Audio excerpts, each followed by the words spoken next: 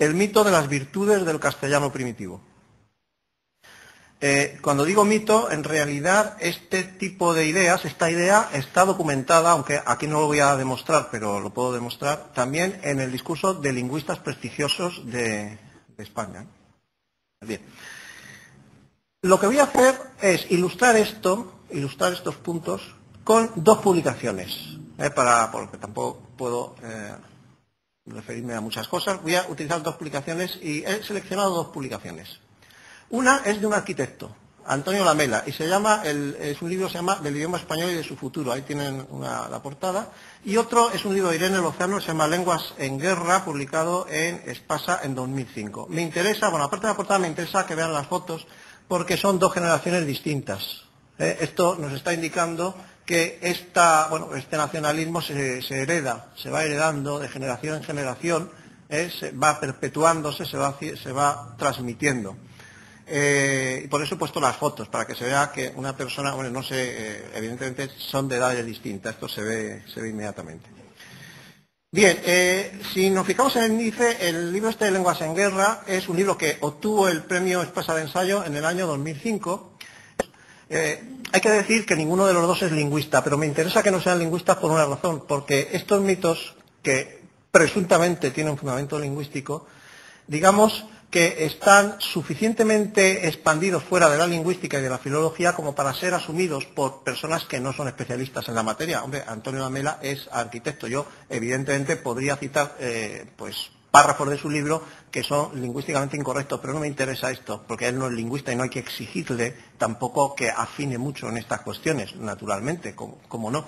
Lo que sí me interesa es justamente los aspectos ideológicos, que esos son mucho más criticables que los errores lingüísticos que pueda tener. Mito de la virtud del castellano primitivo. Este mito procede de Menéndez Pidal. No sé si lo saben los autores que hacen referencia a él, pero procede de Menéndez Pidal.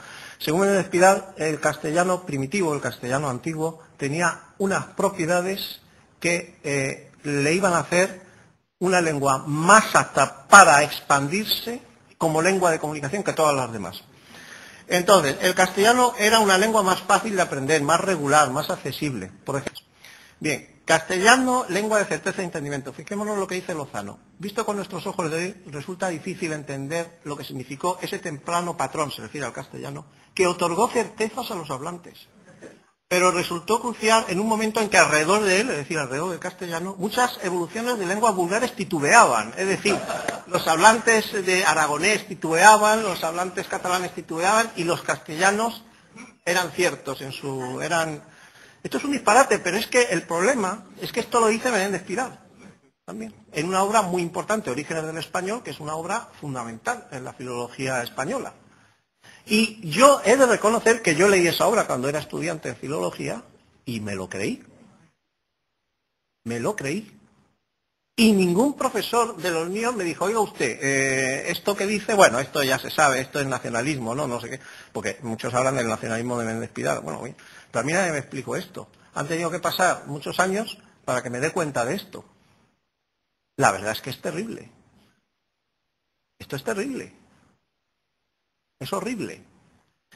Esto no puede volverse a repetir. Por eso estoy tan empeñado en dar que te pego hablando de esto todo el rato. Esa coiné que resulta crucial. Fijaos que el castellano es una coiné que resultó crucial como instrumento de comunicación. Gracias al castellano ya desde el principio era un instrumento de comunicación privilegiado. Bueno, pues aquí tenemos esto. Instrumento de comunicación. No dice privilegiado, pero bueno, se deduce.